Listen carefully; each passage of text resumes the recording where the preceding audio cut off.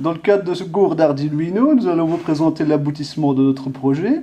Pour cela, mon collègue Charles Orléans va vous présenter un peu les composants de la maquette. Voilà, je vais vous présenter les composants de cette boîte aux LED. Donc c'est une boîte aux LED, comme on peut le voir à première vue, améliorée. Améliorée dans pourquoi? Bon. En fait, on a donc un Arduino qui va gérer ce qui va être décrit par la suite, donc dans le fonctionnement. Une Internet Shield qui va être nécessaire, étant donné qu'on aura une interface avec Internet.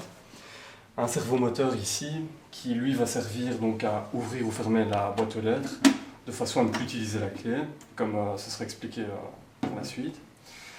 Ici des boutons poussoirs utilisés donc pour en fait rentrer un code, pour pouvoir ouvrir ou fermer la boîte aux lettres.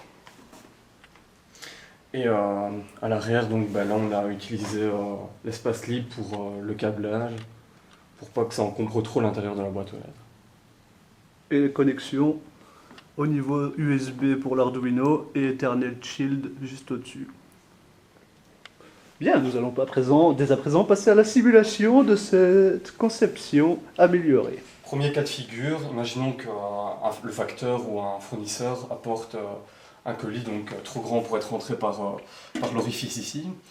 Alors il aura à sa disposition un code pour ouvrir la boîte aux lettres et déposer son colis.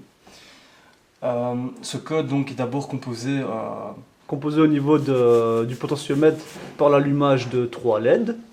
Vas-y Charles, allume les 3 LED. Donc vous tournez le potentiomètre jusqu'à ce que les 3 LED soient allumés. Voilà. Ensuite, vous devez encoder le reste du code avec les boutons poussoirs. En l'occurrence, ici, le code est 2, 1, 4, 4. Voilà. Votre boîte s'ouvre. Le fournisseur insère le colis à l'intérieur. Celui-ci la referme en réinitialisant la boîte aux lettres avec le potentiomètre. Voilà. Votre boîte aux lettres est fermée. Comme vous pouvez le voir au niveau supérieur, une LED clignote vous indiquant la présence de courrier. Ainsi, si l'utilisateur en rentrant du travail voit la LED clignoter, sait qu'il y a du courrier à l'intérieur. Mais de plus, un tweet est envoyé dès le moment où, tout à fait, donc une notification, le bon code est rentré. Donc une notification Internet vous est envoyée sur votre compte Twitter, ici en l'occurrence, que l'on montrera ultérieurement. Le facteur peut venir également vous poster une lettre. Pour cela, donc, le colis n'est pas trop gros, donc il peut la faire passer au niveau supérieur de la boîte aux lettres. Là, on a un contact qui se fait avec un bouton poussoir une fois l'ouverture faite, donc un système tout ou rien. La lettre clignote toujours, et vous recevez également une notification vous indiquant la présence d'un courrier, cette fois-ci, et non pas d'un colis. Maintenant, donc l'utilisateur voulant récupérer son courrier, celui-ci a à sa disposition un code qui lui est personnel. Donc voilà, donc là Charles est en train d'encoder le code de déverrouillage.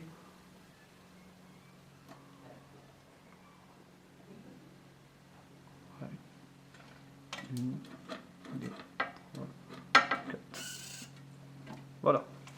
La boîte s'ouvre, l'utilisateur récupère son courrier. Comme vous pouvez le voir, la LED s'est éteinte. Et donc on revient à l'état initial en réinitialisant tout le système. Voilà. Voici donc la simulation en fonctionnement de cette boîte aux lettres. Imaginons que votre voisin a surpris DHL vous livrer le tout dernier iPhone, et celui-ci, voulant le voler, se prête au jeu et vient essayer donc de déverrouiller la boîte aux lettres en encodant un code. Ouh, l'iPhone. Voilà, un système d'alarme se déclenche et une notification est envoyée.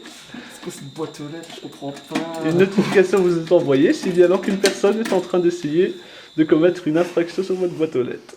Donc voilà, vérifions maintenant sur Twitter que nous avons bien reçu la notification concernant la réception du colis.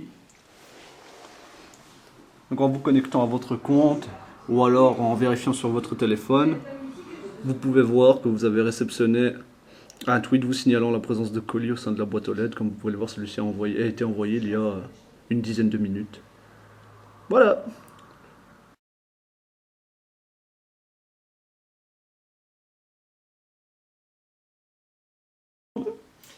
Donc voici notre boîte aux lettres.